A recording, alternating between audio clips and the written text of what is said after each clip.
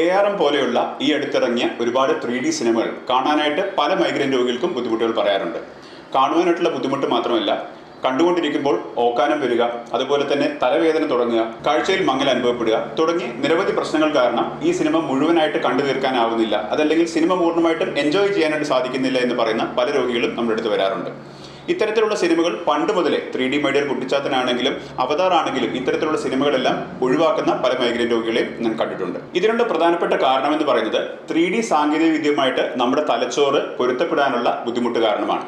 നമ്മൾ 3D cinema കാണുമ്പോൾ ഉപയോഗിക്കുന്ന ഗ്ലാസുകൾ ലെഫ്റ്റും റൈറ്റുമായിട്ട് രണ്ട് സ്പേഷ്യൽ വിഷൻ അതല്ലെങ്കിൽ ബൈനോക്കുലർ വിഷൻ ക്രിയേറ്റ് ചെയ്യുന്നതിനായിട്ട് നമ്മളുടെ ലെഫ്റ്റ് സൈഡിലെയും റൈറ്റ് സൈഡിലെയും കണ്ണുകൾക്ക് വിവിധ തരത്തിലുള്ള ഫോക്കസുകളാണ് കൊടുക്കുന്നത്.